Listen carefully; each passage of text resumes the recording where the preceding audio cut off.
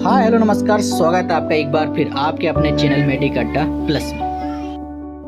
ये जो क्लासेस चल रही है यूट्यूब पर मेडिक अड्डा प्लस पर, अभी की जो क्लासेस है हमारी अब की बार लैब टेक्नीशियन पर 2024। तो जो भी नए आज जुड़े हैं हमसे, हम उनको बता दें कि हमारे जो चैनल है मेडिका अड्डा प्लस में, इसमें फ्री में मेडिकल लैब टेक्नीशियन, असिस्टेंट या फिर अटेंडेंट के जितने भी एग्ज़ाम हो रहे हैं ऑल इंडिया में, मध्य प्रदेश की बात की जाए ESB जिसका पहले व्यापम नाम हुआ करता था, ग्रुप 5 की जो एग्ज़ाम लेता है, RRB जो अभी आने वाली है अक्टूबर में, उसके बाद SSC जो अभी आप फॉर्म भर दिए हैं, DSSB दिल्ली जिसका भी आपने फॉर्म भर दिया है, वो सारे में जो लैब टेक्नीशियन के पेपर्स का जो मॉड्यूल बनाया गया है और भी सारी चीज़ें हैं, वो गेस्ट पेपर, तो सारी चीज़ें क्या है अपन मेडिक अड्डा प्लस के यूट्यूब चैनल में देख रहे हैं। तो आज का जो टॉपिक होगा ये माइक्रोस्कोपी एग्जामिनेशन ऑफ यूरिन।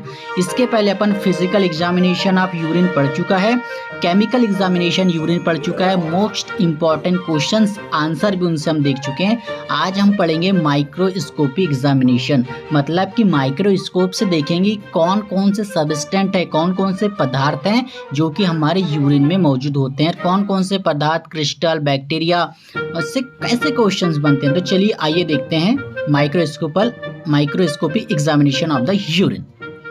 तो देखिए, सबसे पहली बात, माइक्रोस्कोप से आप यूरिन को देख रहे हैं तो क्या चीजें आपको दिखेगी। तो देखिए, सबसे पहले अपने को microscopy examination of the urine consist microscope element classify. अब देखिए, जो भी अपन एलिमेंट को देखेंगे उनको क्लासिफिकेशन अपन दो भागों में कर दिया है। आसान पड़े अपने को तो दो भागों में अपन इनको देखेंगे। पहले भाग को हमने क्या बोला, पहले भाग को हमने बोला ऑर्गेनिक एलिमेंट। अब ऑर्गेनिक एलिमेंट में क्या है, देखिए ऑर्गेनिक एलिमेंट में अपन पढ़ेंगे WBC, RBC, प्लेटलेट और इपीथेलियल सेल और साथ में बैक्टीरिया। मतलब कि माइक्रोस्कोप में अपन दो प्रकार की चीजें देखेंगे, एक ऑर्गेनिक और दूसरा देखेंगे अपन अनऑर्गेनिक। मतलब कि ऑर्गेनिक में अपन देखेंगे कि हमारी जो यूरिन है उसमें WBC तो नहीं है, RBC तो नहीं है, इपीथेलियल सेल तो नहीं है, बैक्टीरिया तो नहीं है। तो ये कैसे दिखते हैं, इनका कलर कैसा होता है, साइज कैसा होता है, कौन कौन सी कंडीशन में ये WBC, RBC, epithelial cell, bacteria हमारे यूरिन में मौजूद होते हैं।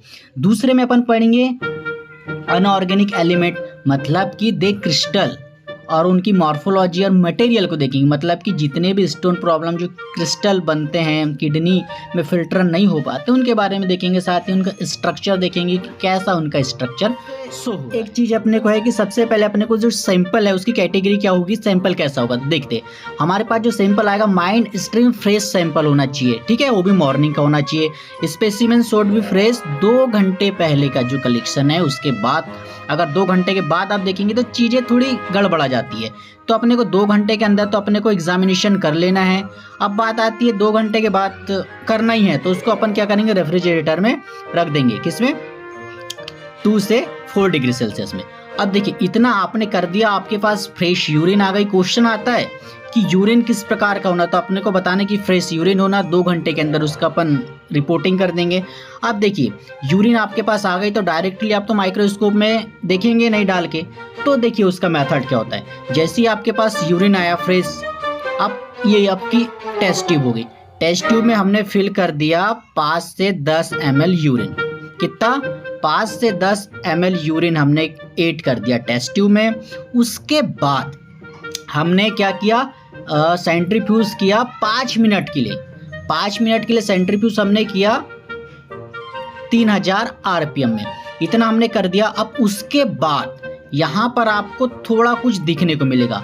यहाँ पर जब आप करेंगे तो जब यहाँ पर जो है इसके यहाँ पर लास्ट में कुछ ऐसे सबस्टेंट आपको देखने को मिलेंगे, कुछ इस प्रकार से सबस्टेंट आपको यहाँ देखने को मिलेंगे।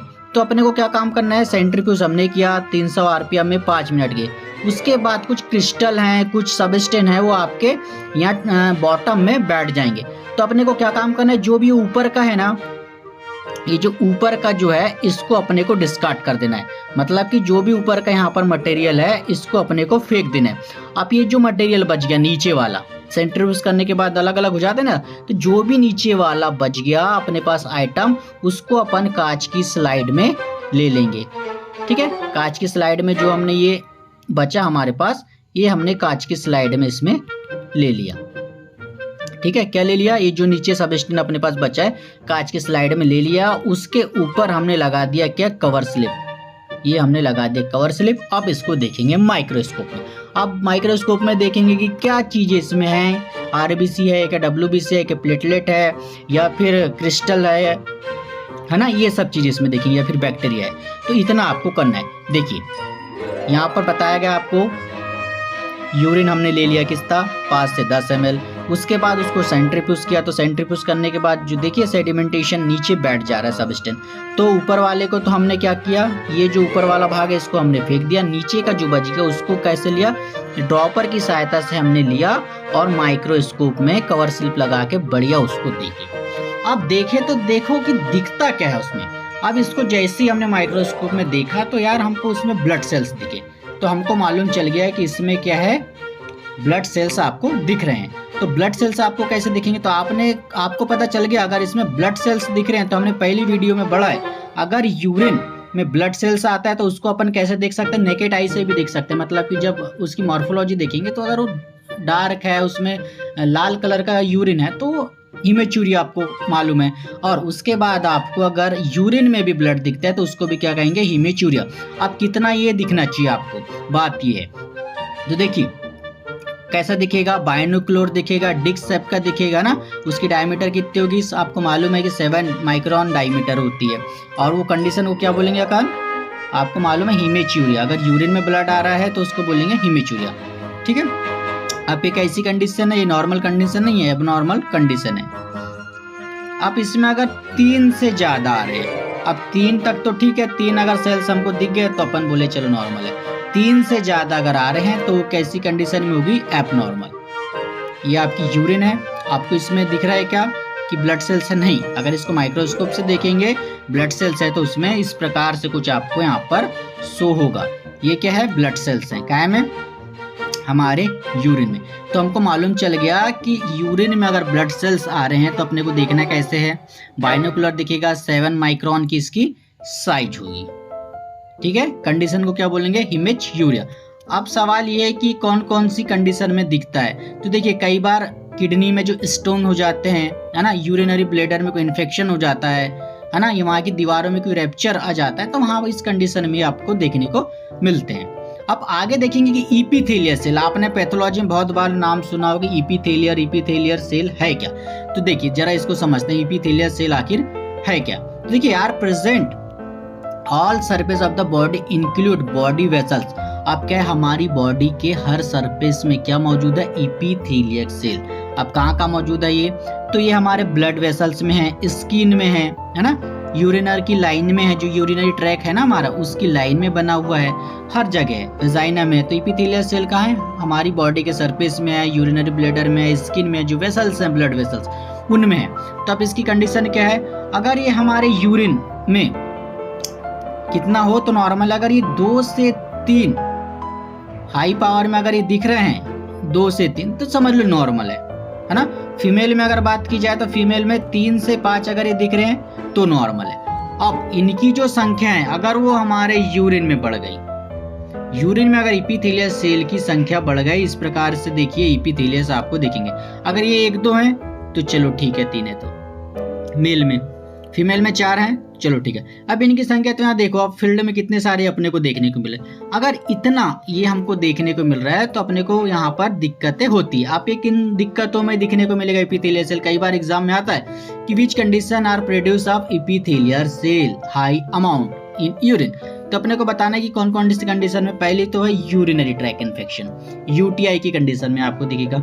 ईस्ट इन्फेक्शन है तो दिखेगा, किडनी की दिक्कत है, किडनी की बीमारी है तो दिखेगा, लीवर की बीमारी है तो दिखेगा, गाल ब्लैडर में कैंसर है तो ये इंडिकेट करेगा। ज्यादा अमाउंट में है तो गाल ब्लैडर का जो कैंसर है ये हो सकता है। तो यहाँ पर जो था हमारा यूरिन में हमने ये देखा। अब आगे ज्यादा जो इंपॉर्टेंट चीज है वही अपने को पढ़ना है ना। हमने ऑर्गेनिक देखा, इनऑर्गेनिक मतलब कि क्रिस्टल्स पूछे जाते हैं कि एग्जाम में पिक्चर्स दे दिए, ये दे दिया ऐसे क्रिस्टल, आप बताएं कि क्रिस्टल का क्या नाम है। तो इस प्रकार से क्वेश्चन कई बार ग्रुप 5 में NHA में पूछते हैं। तो देखिए पहला जो क्रिस्टल का अपना नाम है, ध्यान से समझिएगा, टायरोसिन क्रिस्टल। अब ये टायरोसिन क्रिस्टल क्या होता है, या फिर देगा कि tyrosine crystal which shape are produce या विच सेल आर इंस्टीट्यूट। तो अपने को बताना है कि थायरोसिन क्रिस्टल क्या होता है। ये होता है फाइन, मतलब कि बहुत पतला होता है। कलरलेस मतलब कि फाइन होगा, टायरोसिन फाइन होगा, पतला होगा। Yellow needle like structure. अब इसका कैसा होगा, नीडल लाइक का स्ट्रक्चर होगा। कैसा, फाइन होगा, पतला होगा, ठीक है, येलो होगा। उसके बाद इधर क्लम्प्स। अब पैथोलॉजी कंडीशन में थायरोसिन सर्व लीवर डिसीज। अब टायरोसिन अगर आ रहा है, थायरोसिन हमारे काय में, यूरिन में, तो वो क्या काम करेगा, पहले तो दिखेगा कैसा, तो अपने को दाना की फाइन दिखेगा, कलरलेस दिखेगा, येलो लाइक स्ट्रक्चर इसका दिखेगा, निडल लाइक स्ट्रक्चर दिखेगा। और ये क्या कंडीशन में होगा, जो लीवर की बीमारी है वो कंडीशन में अपने को क्या, टायरोसिन क्रिस्टल जो दिखेगा। ये देखिए इस प्रकार से जो है आपकी निडल है, निडल लाइक की आपको दिख रही है, फाइन है, पतली है, येलो कलर का है, कलरलेस है, हल्का कलरलेस भी होगा और येलो कलर का भी दिखेगा। तो इतना थायरोसिन के बारे में आपको मालूम होना। ये देखिए अब अगला जो है मोस्ट इंपॉर्टेंट, आपने नाम बहुत सुना होगा, यूरिक एसिड। यूरिक एसिड, तो यूरिक एसिड तो आपको मालूम है कब बढ़ता है, गठियावात, आरए की कंडीशन में यूरिक एसिड बढ़ता है। पर जब यूरिन में इसका अगर दिखने लगे तो क्या समझेंगे, देखिए यूरिक एसिड क्या, थोड़ा हिंदी में समझिएगा। यह एक रसायन है जो तब बनता है जब शरीर में प्यूरिन का मेटाबॉलिज्म होता है, जब प्यूरिन टूटता है। तो एग्जाम में कई बार आ चुका है कि एंड प्रोडक्ट ऑफ प्यूरिन, 3-4 बार ये क्वेश्चन रिपोर्ट हुआ है कि एंड प्रोडक्ट क्या है प्यूरिन का। तो आपको क्या बताना है कि प्यूरिन का एंड प्रोडक्ट क्या है, यूरिक एसिड, है ना। तो ये कब बनेगा, प्यूरिन पदार्थ जो है जब टूटेगा तो यूरिक एसिड बनेगा। अब आगे क्या हुआ है, अधिकांश यूरिक एसिड रक्त में घुल जाते हैं। अब क्या यूरिक एसिड है, रक्त में घुल के सर्कुलेट हो जाते हैं, ठीक है, रक्त में वो घुला और किडनी की सहायता से चल पड़ा, कहाँ, बॉडी में फिल्टर होके, है ना। अब जहां या मूत्र के माध्यम से बाहर निकल जाता है, एक तो छन जाएगा, फिल्टर हो जाएगा, बाहर हो जाएगा, है ना। इतनी बात है इसमें। अब यदि आपका शरीर बहुत अधिक यूरिक एसिड पैदा करता है तो इसे अपर्याप्त मात्रा में नहीं निकाल सकता। कौन, बॉडी, हमारी किडनी। तो यह किडनी में सिचुएटेड हो जाता है और सिचुएटेड हो जाएगा, साथ में वहाँ क्रिस्टल बनाएगा, पतरी का निर्माण करेगा और बॉडी के विभिन्न जोड़ों में जाकर ये इकट्ठे हो जाएंगे, जिसके कारण जो ज्वाइंट का जो पेन है वो पेशेंट को उत्पन्न हो जाएगा। अब क्वेश्चन अगर आ गया कि विच क्रिस्टल सीन, इसका नाम बताओ, तो अपने को बताना है कि हाँ इस प्रकार का जो क्रिस्टल है, हमने देखा था कि ये किस प्रकार का क्रिस्टल है, ये होता है हमारा यूरिक एसिड का क्रिस्टल, ठीक है। इतना अपने याद रखना है। अब आगे का जो हमारा क्रिस्टल है वो है कैल्शियम ऑक्सिलेट।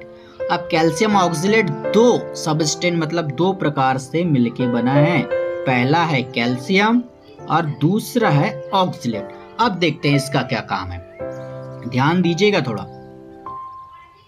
आपके मूत्र में कैल्शियम ऑक्सिलेट क्रिस्टल होने से गुर्दों की पथरी का खतरा बढ़ जाता है, काहे कि किडनी में जो पथरी होती है उसका खतरा बढ़ जाता है।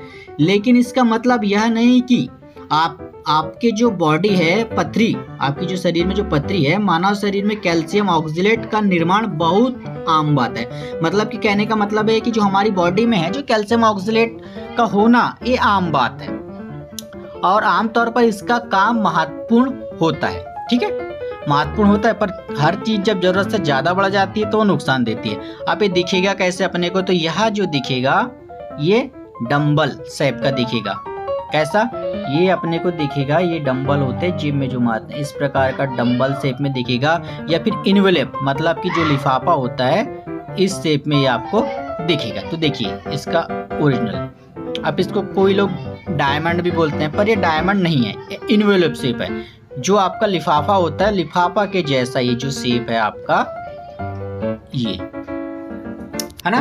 तो क्वेश्चन आता है कि इन्वेलप प्रकार का जो डंबल लाइक स्ट्रक्चर है, इन्वेलप है लिफाफा की तरह, तो अपने को बताना है कि यह तो कैल्शियम ऑक्सिलेट का क्रिस्टल है। देखिए इस प्रकार से जो क्रिस्टल है ये दिखाई देता है।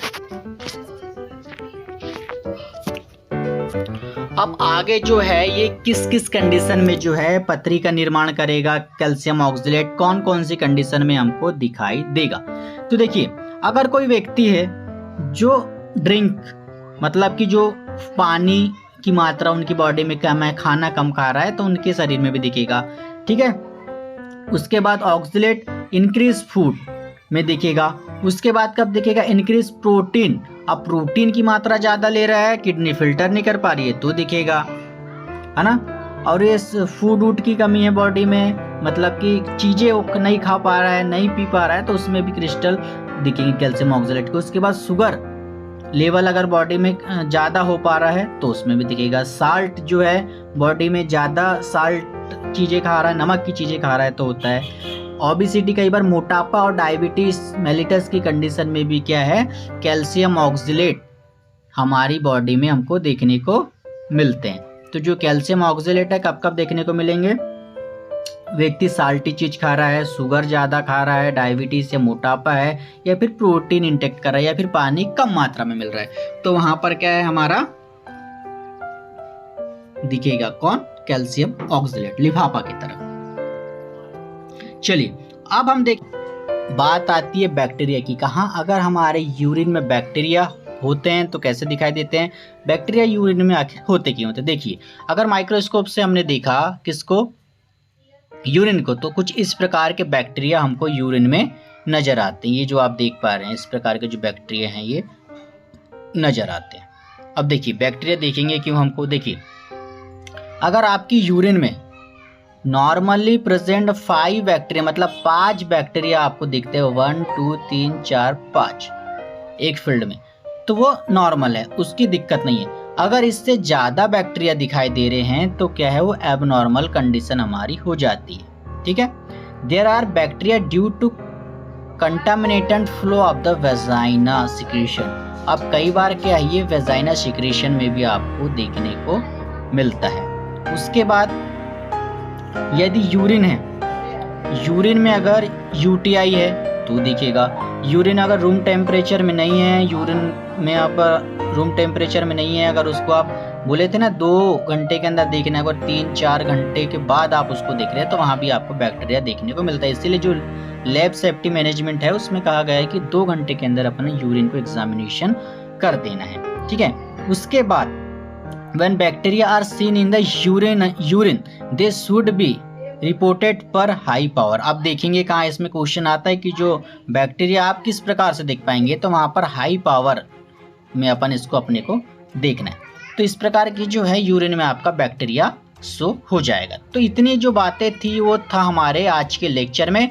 अब हमने इसमें कंप्लीट कर चुका है। कंप्लीट हमने क्या कर चुका है, इसमें स्लाइड हमारी जो चल रही थी यूरिन में हमने यूरिन क्या है, किस प्रकार से देखेंगे, फिजिकल, केमिकल, माइक्रोस्कोप, फिर उसकी वॉल्यूम क्या होगी, कलर कैसा होगा, अपेनियस कैसा होगा, पीएच कितना होगा, उसके केमिकल एग्जामिनेशन में देखिए हमने कि उसमें ग्लूकोज क्या है, कौन से रिएजेंट अपन यूज़ कर रहे हैं, मेथड का क्या नाम है, प्रोटीन कर रहे हैं तो मेथड का क्या नाम है, कितने प्रकार के मेथड होते हैं, कीटोन बॉडी क्या है, कीटोन बॉडी का नॉर्मल रेंज, कीटोन बॉडी कौन सी कंडीशन में होती है, साथ ही कीटोन बॉडी के करने के लिए मेथड। फिर यूरिन में हमने ब्लड देखा कि ब्लड कौन सी माध्यम से निकल सकते हैं, ग्रॉस एग्जामिनेशन किया, फिर माइक्रोस्कोप एग्जामिनेशन किया, फिर इसकी प्रोसीजर को पढ़ा, साथ ही खून आने का वो पढ़ा हमने कि कितने आएंगे तो कितने प्लस कितना क्या कलर देगा।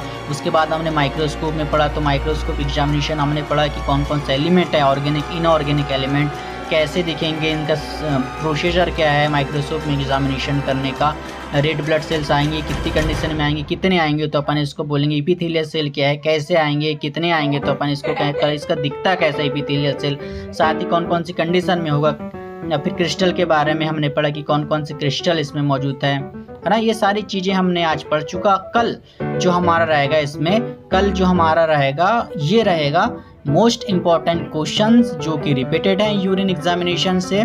जितने भी क्वेश्चन पेपर अभी तक आए हुए हैं, व्यापम, ESB ग्रुप 5 जो हम बोलते हैं, NHM हो गया, फिर RRB हो गया, फिर SSC हो गया, या फिर DSSS, जितने भी एग्जाम में क्वेश्चन आए यूरिन एनालिसिस से, कल अपन इस चैप्टर को कवर कर लेंगे। साथ ही कल जो हमारा यूरिन एग्जामिनेशन भी खत्म हो जाएगा। ठीक है, मिलते हैं कल नई वीडियो में नए नॉलेज के साथ। जो भी बच्चे नए जुड़े हैं हमारे साथ वो चैनल को सब्सक्राइब कर लीजिए और अब की बार लैब टेक्नीशियन पार की जो क्लासेस है उसमें शामिल होकर अपनी जीत सुनिश्चित करें। Thank you so much. मिलते हैं नई वीडियो में नए नॉलेज के साथ।